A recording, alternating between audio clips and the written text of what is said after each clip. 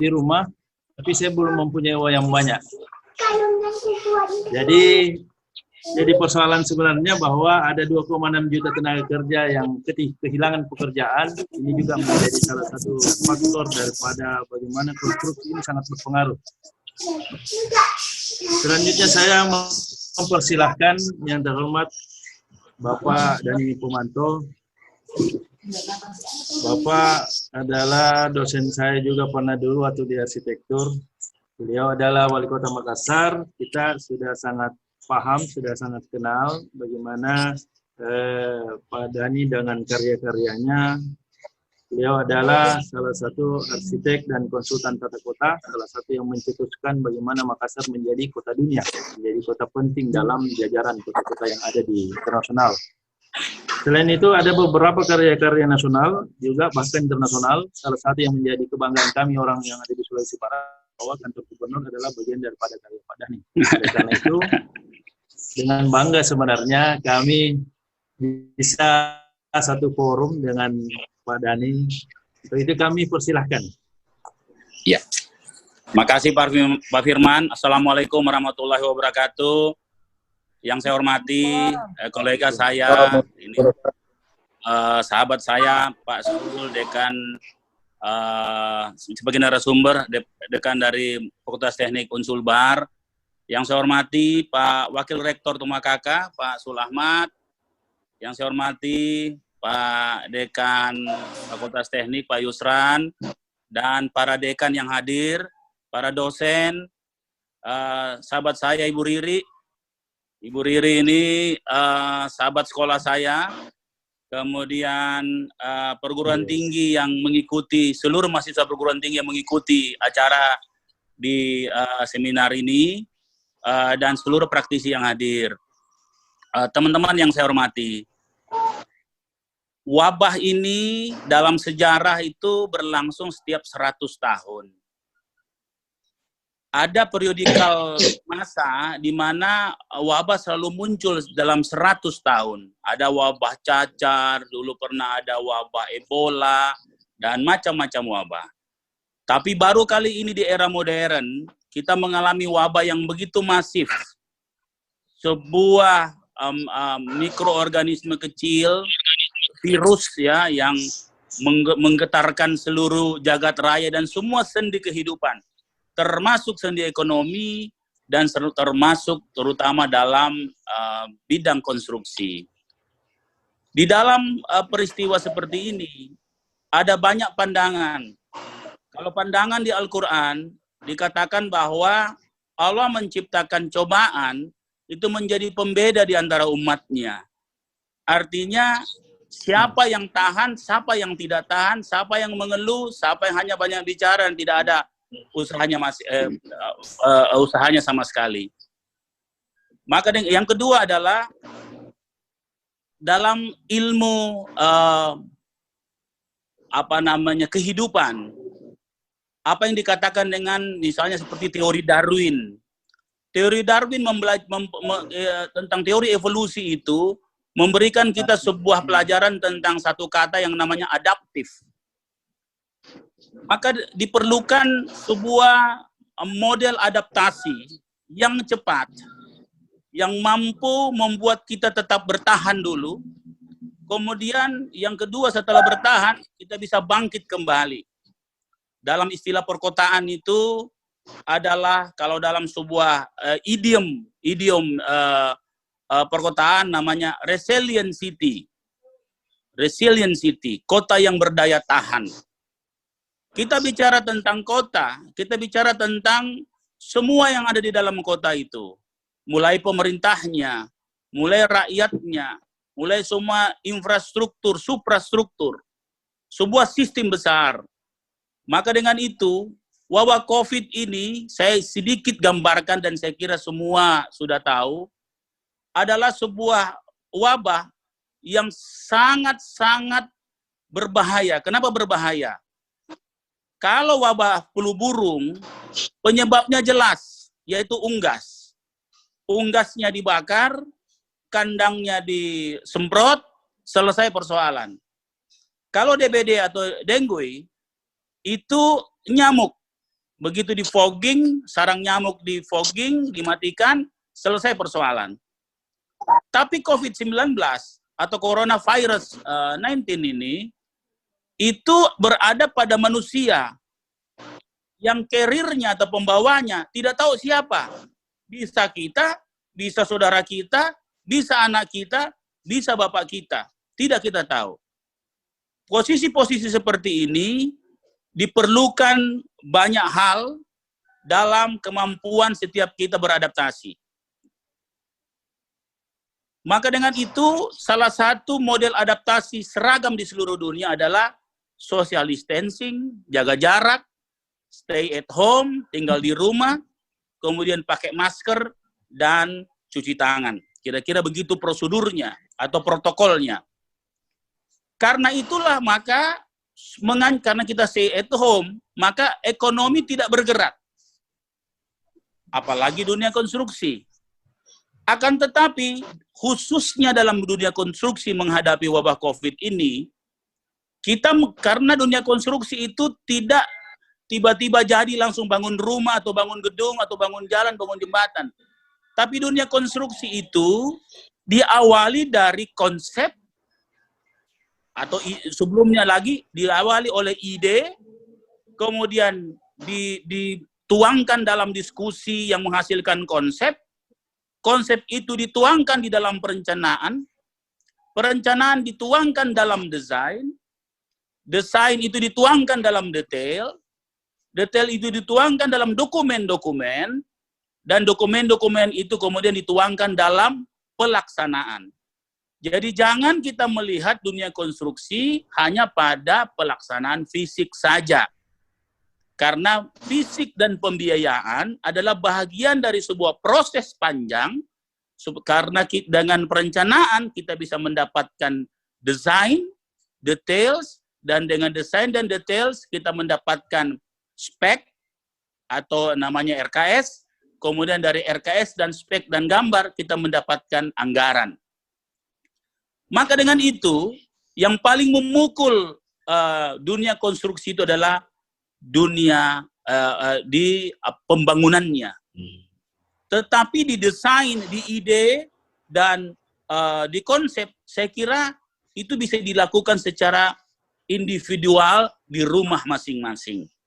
Maka dengan itu, cara adaptasi kita sebagai orang di dunia konstruksi atau pelaku-pelaku dunia konstruksi adalah kita bisa membenahi, mereview apa-apa yang kita sudah buat. Justru yang paling menarik adalah saya melihat satu peluang yang luar biasa dalam akibat dari COVID-19 ini. Orang tidak akan meriset lagi, tapi justru merestart semua bisnis yang ada. Karena merestart itu berarti kita semua berawal dari 00 semua. Kondisi-kondisi ini akan merubah dunia. Protokol kesehatan menjadi bahagian penting dari kehidupan apapun, termasuk kehidupan dunia konstruksi. Apalagi kehidupan perkotaan, atau perkotaan lebih besar lagi, provinsi atau kabupaten. Maka dengan itu, kita membutuhkan dalam diskusi ini tentunya, saya anggap ini diskusi bukan seminar, karena saya juga orang yang tidak juga serba tahu, dan saya cuma sedikit pengalaman dari, di sini banyak guru-guru saya juga, yang saya kira kita diskusikan di sini. Kita memerlukan model adaptasi dunia konstruksi terhadap COVID-19.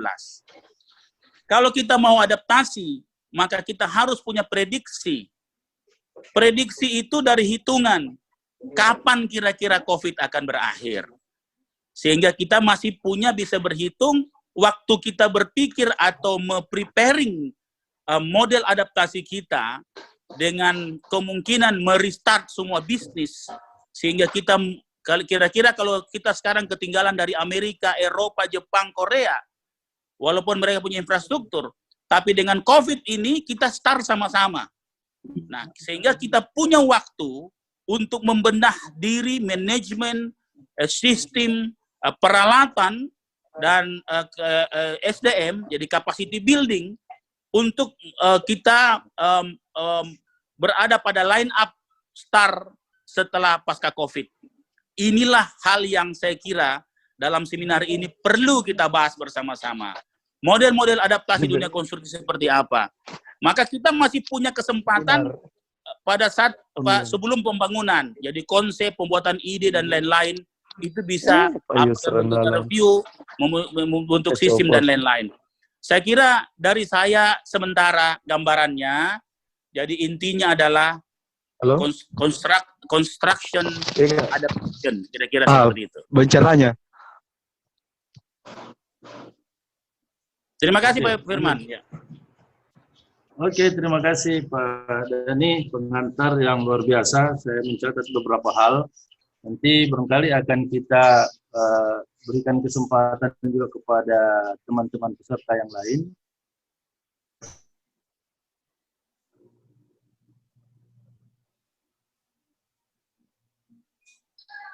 Ada elaborasi dan barangkali yang bisa ditawarkan untuk forum serta peserta kalian yang ada di sini. Untuk itu saya perkenalkan dulu, telah bersama-sama kita di sini dekan daripada Fakultas Teknik Unsulbar.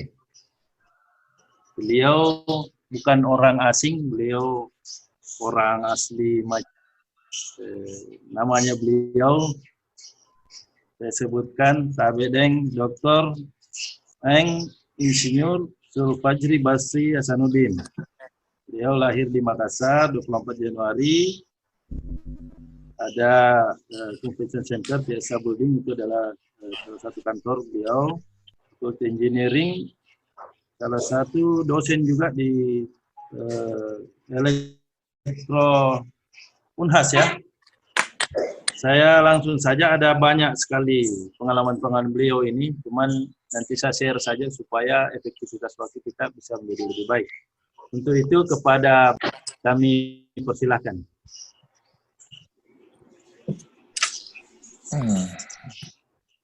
Baik, terima kasih banyak Pak Moderator, Pak Firman.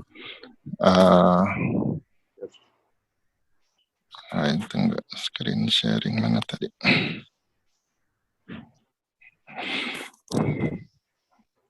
Ya, hello.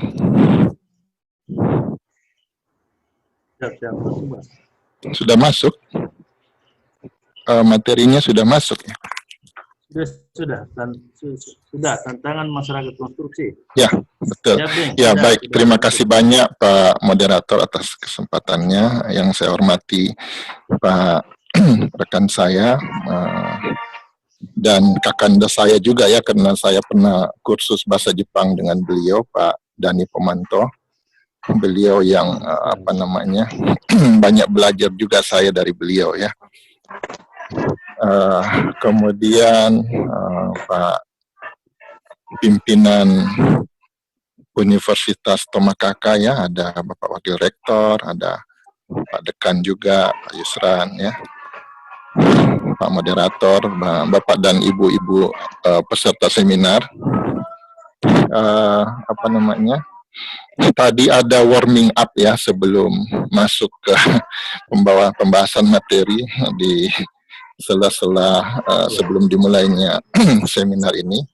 Jadi tantangan masyarakat konstruksi pasca pandemi COVID-19 ya. Jadi ini menjadi salah satu tema juga yang mungkin sangat penting untuk kita sama-sama bahas ya, karena energi itu harus terpusatkan ke bagaimana kita bisa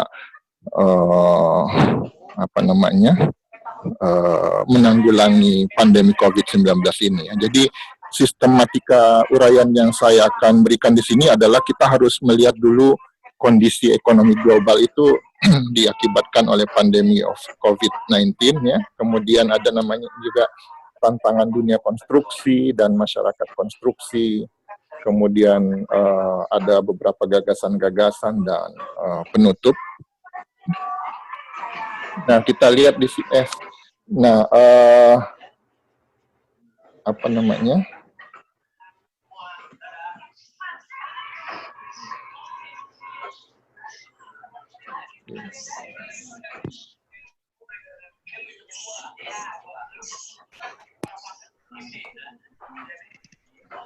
Ya.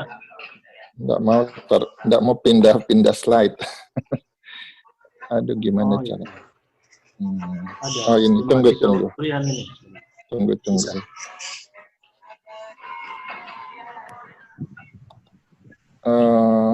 Oke. Gimana ini tadi?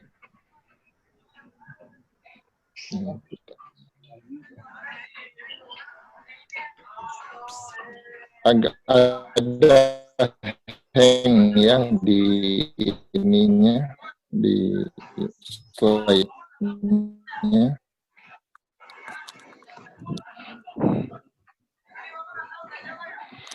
Bisa dibaca di laptopnya saja mungkin. Ini terbaca di sini sistematika urian pendahuluan. Ini terbaca ya? Ekonomi terbaca global. di situ ya. Ya. Oh, dari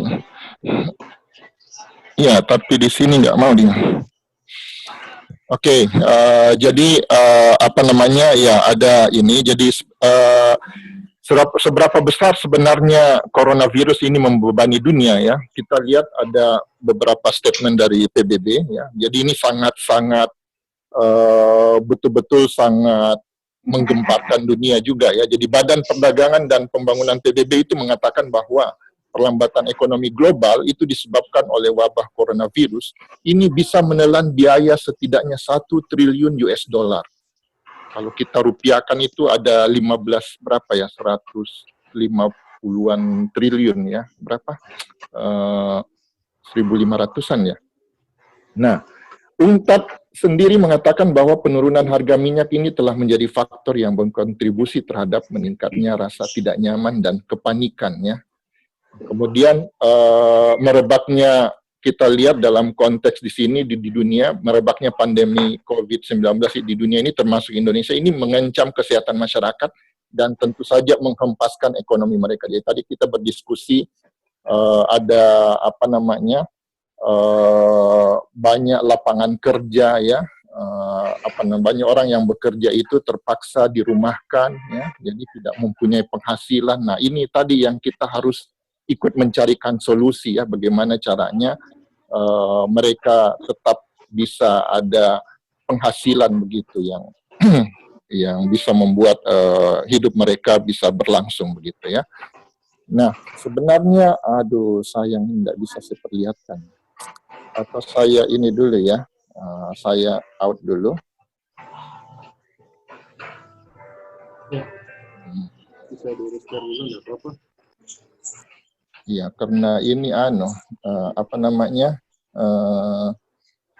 dia punya materi ini harus dilihat ini.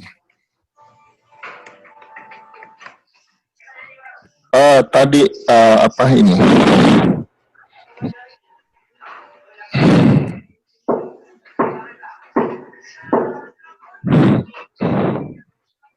Sudah bisa ya dilihat ya? Oh iya. Nah kita lihat ini sangat menarik ya, karena sekarang dulu kondisinya kita itu di mana-mana bisa berdekatan ya, tapi akibat perubahan sosial ini kita lihat gambarannya seperti ini ya.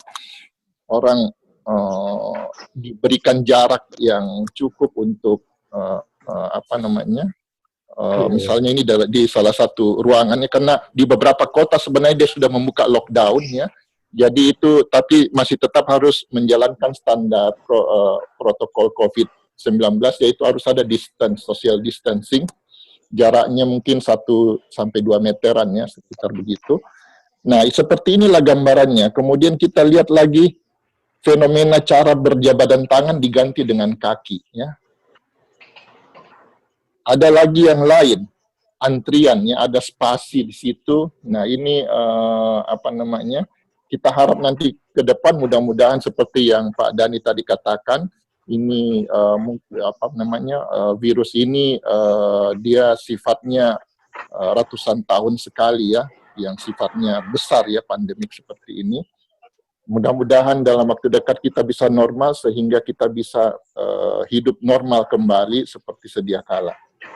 Nah, kemudian ini salah satu contoh potret di mana yang kota Las Vegas yang tadinya sangat terang benderang dengan lampunya itu sekarang tidak bisa lagi berfungsi karena tidak ada orang yang mengunjungi tempat-tempat kasino ya.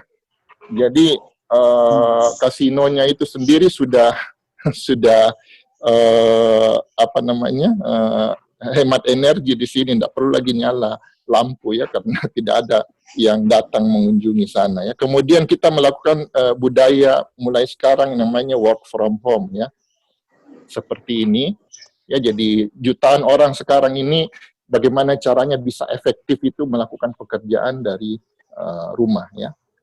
Nah, kita lihat sekarang ini perubahan cara dan gaya hidup di sini, tinggal di rumah, lebih banyak tinggal di rumah, menerapkan yang namanya social distancing ya, sering melakukan cuci tangan ya. Kalau kita memang ini setelah ada begini baru rajin cuci tangan ya, saya sebenarnya ini bisa juga jadi edukasi karena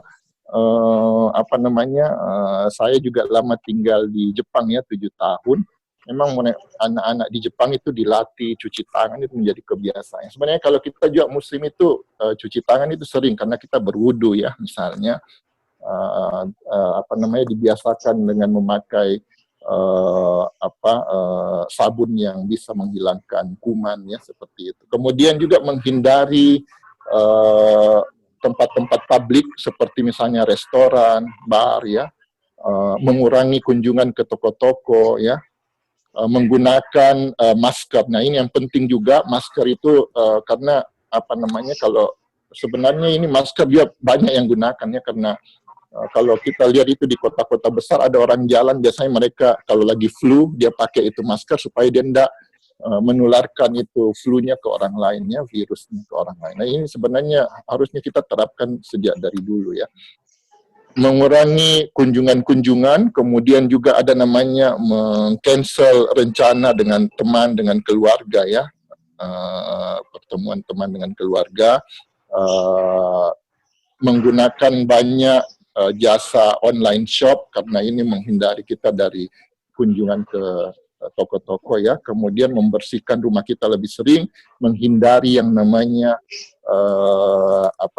kunjungan ke tempat perbelanjaan, menggunakan yang namanya moneyless. Jadi kita itu transaksi sekarang ya melalui mobile banking, melalui tidak perlu lagi uang kertas yang kita serahkan begitu sehingga terjadi persentuhan tangan dan lain sebagainya. Kemudian menghindari yang namanya public transport publik ya. Jadi ini sekarang yang kita kalau tadi dibilang Pak Dhani adaptasinya itu ya seperti ini salah satunya ya. Kita harus adaptasi dengan kondisi virus, mau tidak mau harus seperti ini. Nah, bagaimana dengan sektor konstruksi? Kita lihat di sini, sektor konstruksi di sini otomatis tadi sudah didiskusikan bersama mengalami keterlambatan yang ditimbulkan oleh proyek ya, ini kekhawatiran utamanya ya.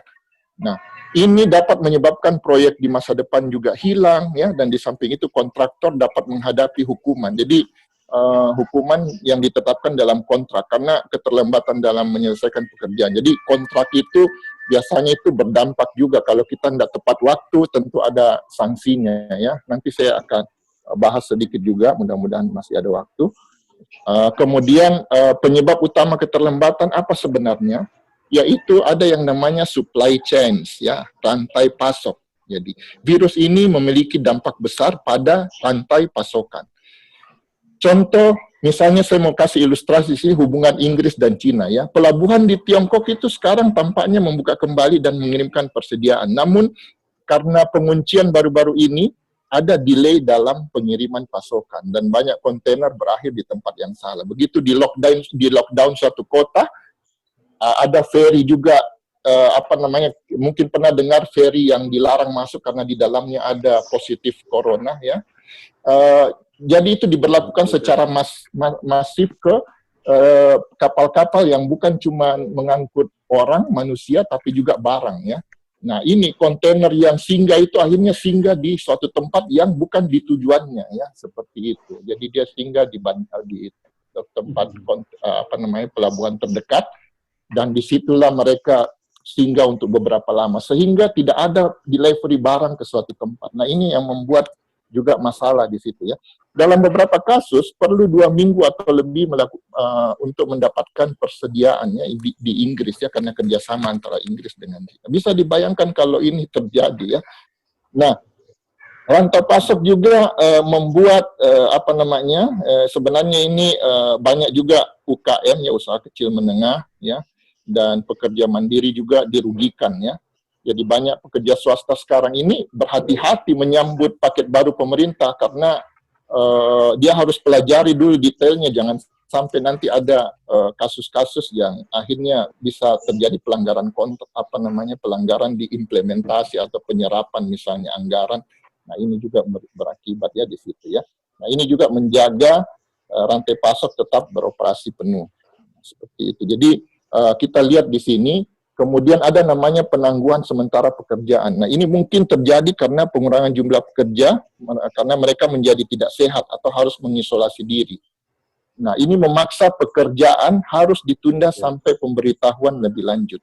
Kemudian ada namanya increased health and safety measures, peningkatan langkah-langkah dan keselamatan untuk mencoba melindungi orang dari tertular virus corona. Jadi memang ada extraordinary activities ya untuk memerangi ini coronavirus. Nah, pertanyaan yang utama perlu dijawab, siapa yang bertanggung jawab terhadap resiko dan biaya keterlambatan? Ya? Nah, di kontrak itu kan pasti ada perjanjian.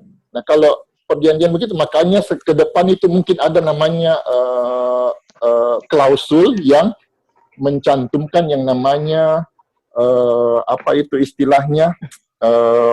force majeure ya.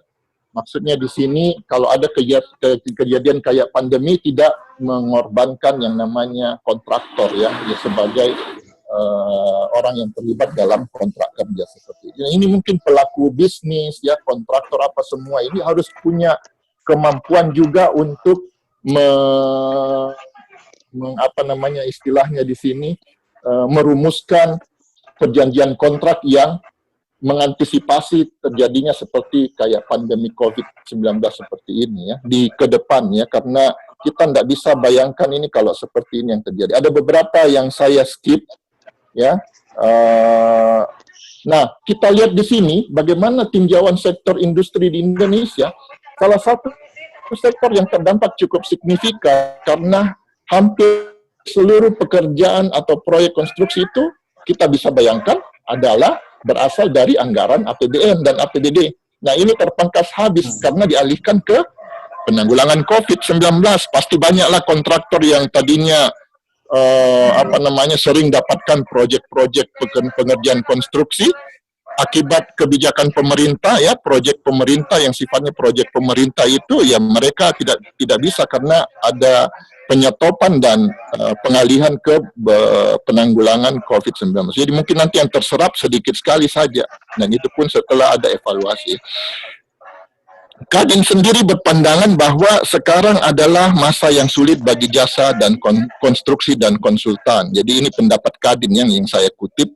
Kemudian hampir tidak ada satupun proyek yang dikerjakan sejak awal tahun 2020. Jadi 2020 yang dimulai Januari itu sudah ada kejadian di Wuhan. Pada saat itu ada beberapa revisi anggaran, akhirnya kebijakan pemerintah yang terbaru itu mengalokasikan anggaran terbesar itu untuk penanggulangan pandemi COVID-19 ya, seperti itu.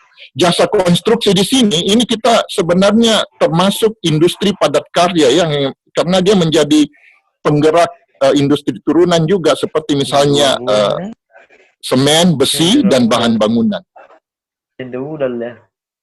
Nah, pandangan Ikatan Nasional Konsultan Indonesia mengatakan COVID-19 telah menyebabkan jasa konsultan mengalami kelesuan dan cenderung menghenti. Nah, kebijakan refocusing APBN dan APBD menyebabkan lelang proyek terhenti dan mengurangi paket kerja.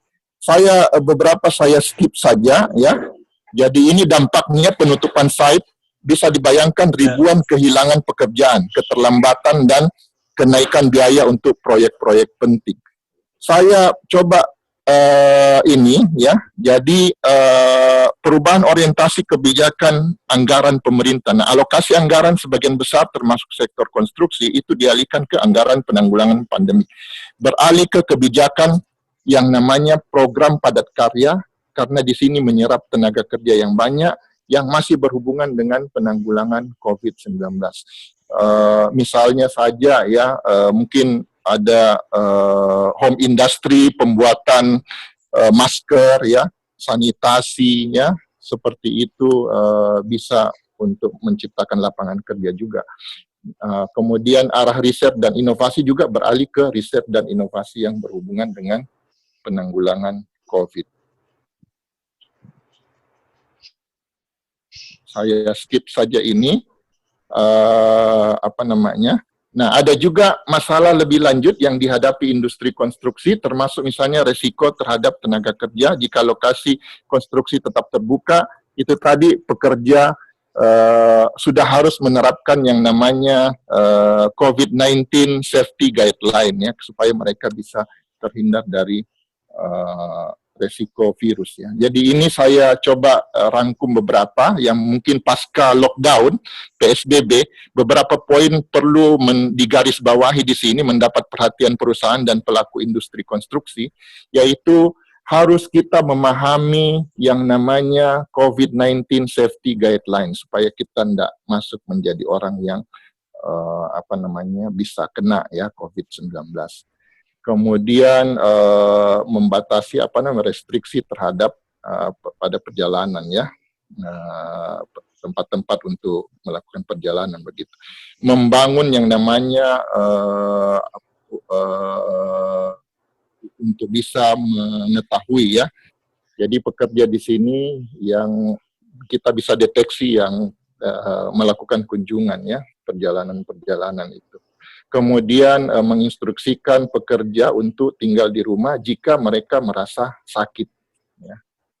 Nah, kemudian membatasi juga tempat-tempat ya,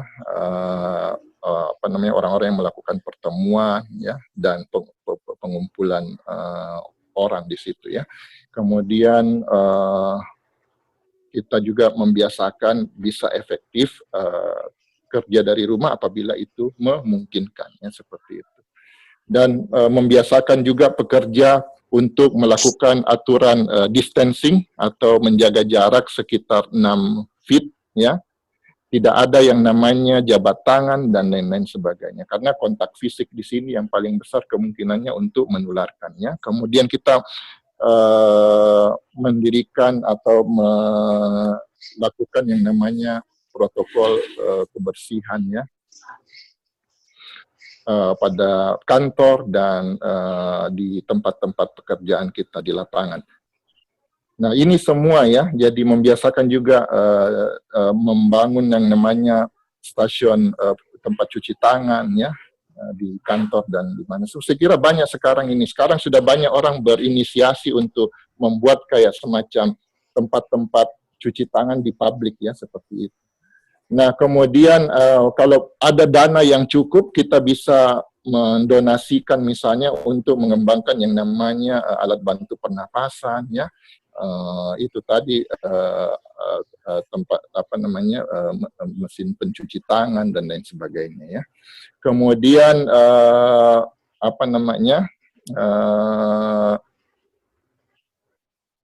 menjaga ya supaya tetap ini bisa berkelanjutan terus, karena kita harus adaptif ke depan dengan menerapkan yang namanya COVID-19 safety guidelines supaya bisa terhindar dari apa yang kita inginkan. Nah, apa yang perlu di sini dilihat ya, jadi itu tadi poin-poinnya yang kita bisa diskusikan bersama. Nah, mungkin kita mungkin kalau konteksnya kita bicara Jepang tadi seperti yang Pak Dani sampaikan itu, mereka memang sudah membuat yang namanya COVID-19 safety guidelines dan kesadaran masyarakatnya yang tinggi. Jadi sebenarnya kalaupun mereka pada akhirnya membuka yang namanya keran lockdown ya, sudah bebas dari itu, saya kira mereka akan tetap disiplin itu menjaga bagaimana menerapkan yang namanya COVID-19 safety guidelines seperti tadi yang beberapa poin yang saya sudah sampaikan.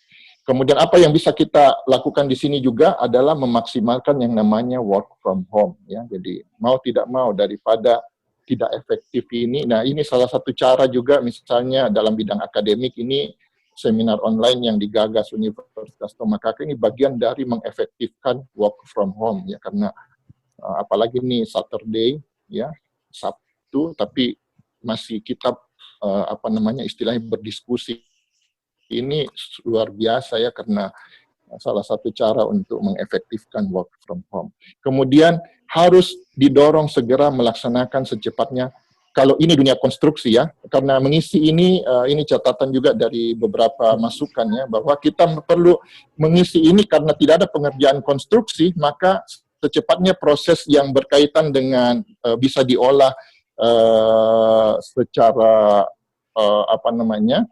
work from home ini kayak lelang itu ya, proses lelang agar di akhir masa pandemi bisa proses pelaksanaan fisik konstruksi itu bisa berjalan. Nah, jadi kalau berjalan ya artinya apa? Bisa menggerakkan kembali ekonomi masyarakat.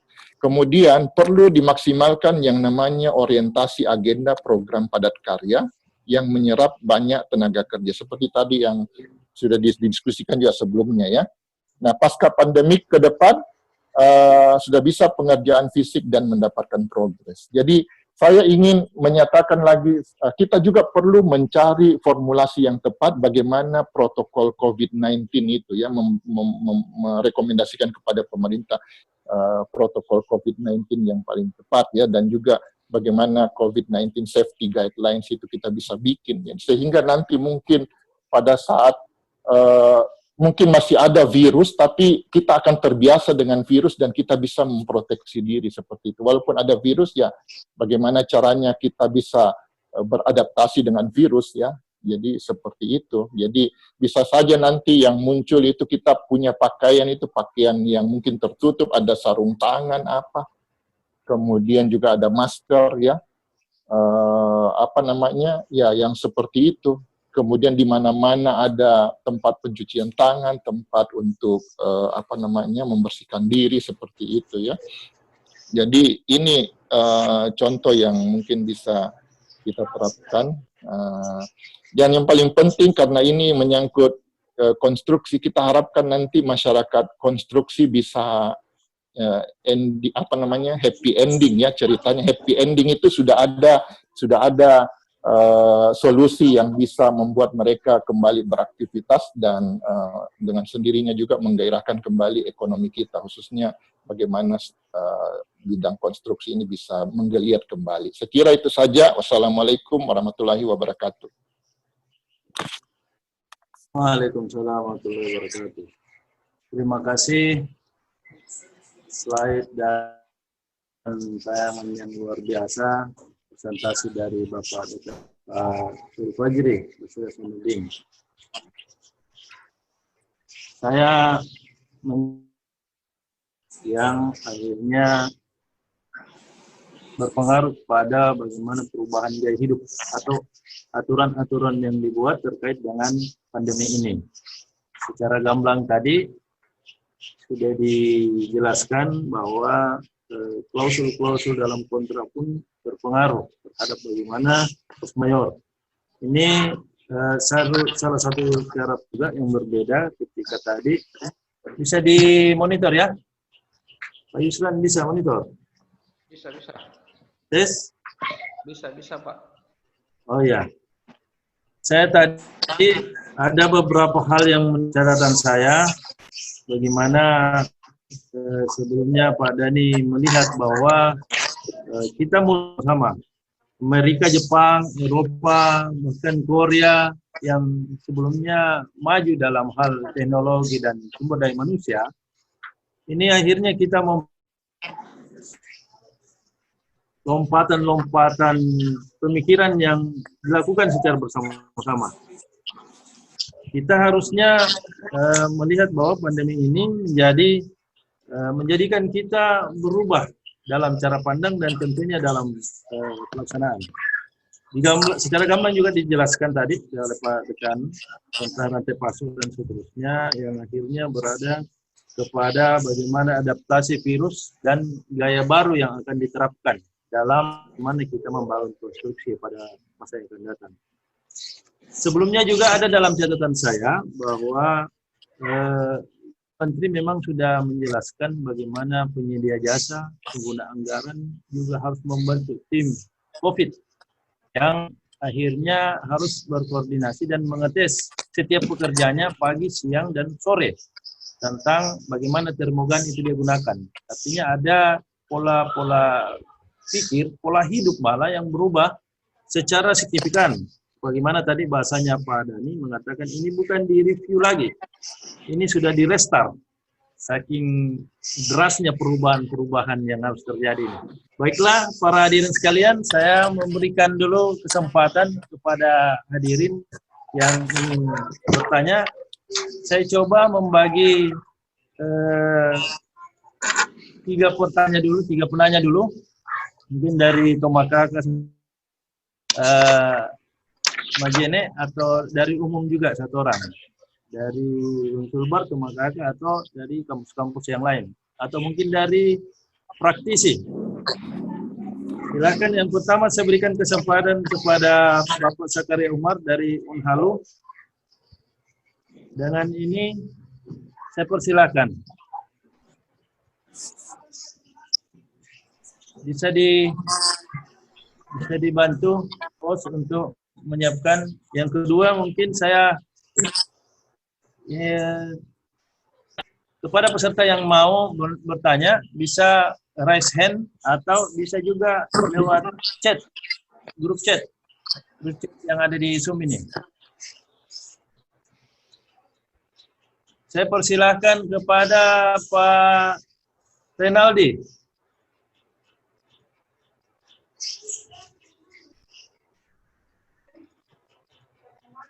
Cek bisa, host bisa memfasilitasi teman-teman yang ingin bertanya, coba diperhatikan di grup chat.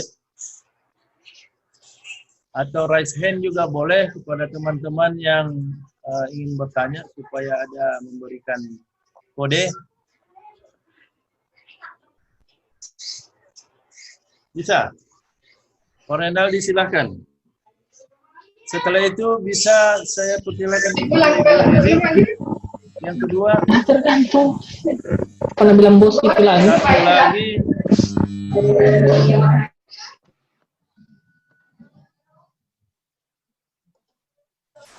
Satu lagi yang raise hand belum ada, sambil berjalan ya.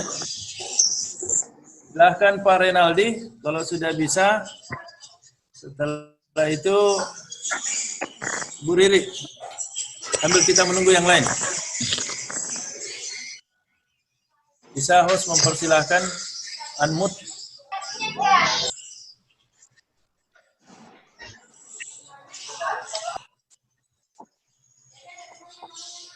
Silahkan, bisa. Pak Renaldi. Pak Renaldi. Silakan Pak Renaldi. Pak Renaldi monitor. Mungkin signalnya ini tidak bagus nih. Coba persilahkan selanjutnya dulu kepada Ibu Riri. Pertanyaan atau pernyataan mungkin Ibu Riri. Silahkan Bu. Iya kayaknya ini. Ya, terima kasih Pak Virju.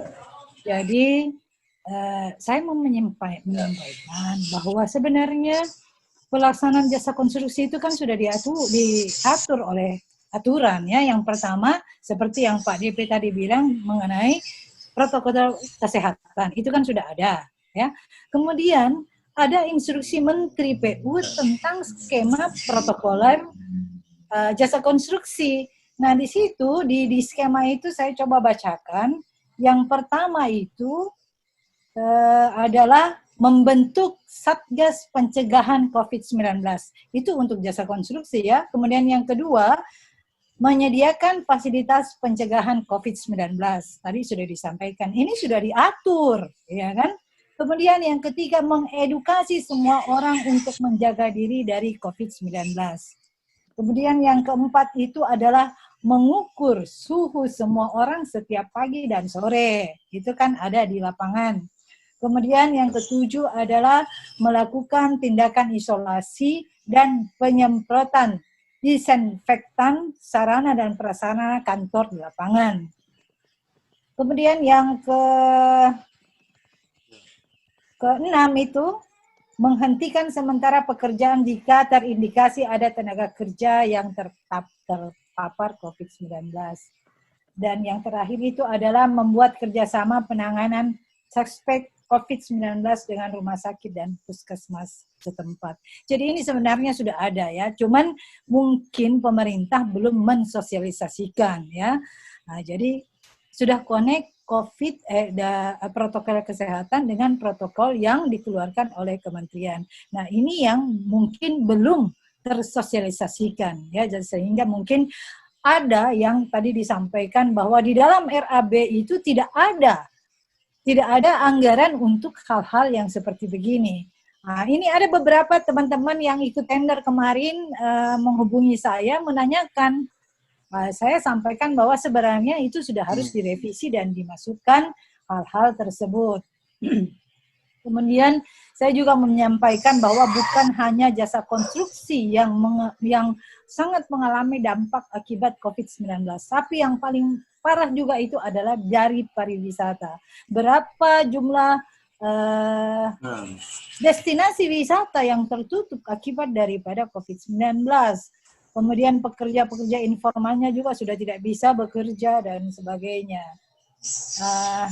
Dan memang baik pariwisata maupun PU itu sekarang sudah mengembangkan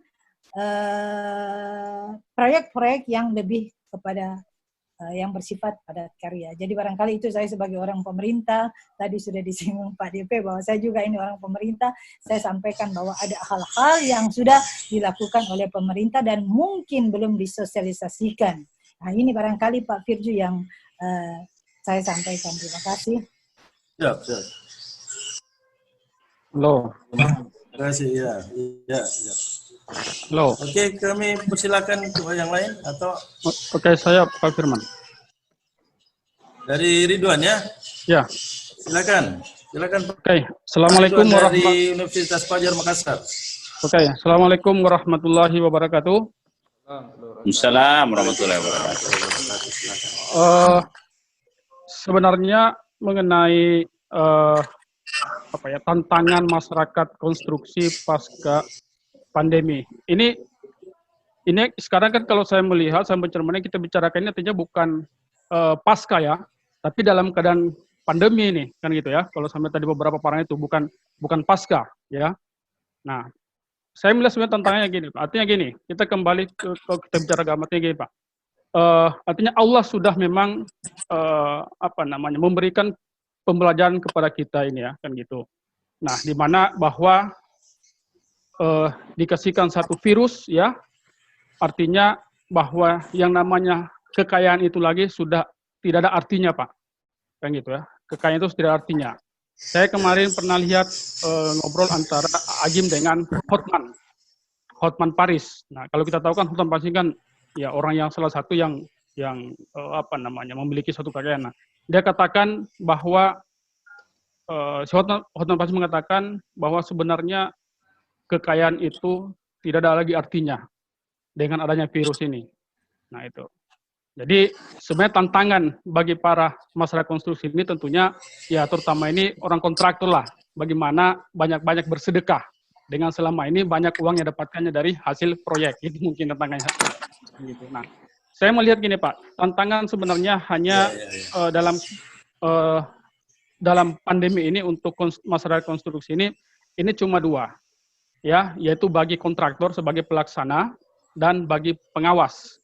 Nah, ini karena dua inilah yang terlibat langsung dalam pelaksanaan proyek itu. Nah, itu. Tapi kalau bagi konsultan perencana yang tadi sudah dijelaskan oleh Pak Dani Pamonto ya, dia cukup hanya membuat suatu konsep ya, suatu ide bisa di rumah ya, kemudian itu bisa langsung diserahkan kepada. Tapi yang menjadi pelaksanaan ya, seperti kontraktor. Nah, tapi saya melihat sebenarnya ya di dalam konstruksi ini kan sudah ada kalau kita ikut tender itu ada namanya K3 ya, K3 yaitu keselamatan dan kesehatan kerja. Nah, ini tentunya harus bagaimana nanti berikutnya harus dibuat juga dengan standar yang mengenai virus COVID ini. Gitu. Yang selama ini mungkin hanya K3-nya ini hanya bicara mengenai keselamatan dalam bagaimana secara konstruksi kan gitu. Tapi bagaimana nanti tentunya K3 ini lebih lagi dikembangkan dengan mengenai keselamatan dan kesehatan mengenai tentang virus COVID ini. Gitu. Nah, kemudian yang menjadi tantangan memang bagi masyarakat konstruksi ini tentunya ini mengenai pengalihan anggaran proyek untuk konstruksi dialihkan sekarang oleh pemerintah ke penanggulangan daripada COVID-19. Nah, sebenarnya yang menjadi persoalan ini kan bagi pekerja di jasa konstruksi ini itu persoalannya. Kenapa? Pada saat tidak adanya pekerjaan, tentunya mereka tidak mendapatkan lagi pekerja-pekerja yang konstruksi tidak mendapatkan lagi penghasilan. Nah, ini tentunya harus dipikirkan oleh pemerintah bagaimana masyarakat itu bisa, ya mereka kan punya anak istri Pak, bagaimana mereka ini membiayai anak istri, apalagi dengan suasana Lebaran ini. Gitu. Nah, ini yang menjadi persoalan sebenarnya bagi bagi pemerintah, ya, kan gitu. Kalau mungkin yang bagi pelaksana kontraktor kan ini sudah banyak uang Pak, kan gitu menurut saya. Tapi bagaimana ya si kontraktor ini, ya artinya kan selama ini dia kan pasti banyak lah. Nah tentunya ya Allah memberikan. Nah, ini kalau harus banyak tidak kalah kan gitu. Nah jadi. Oke.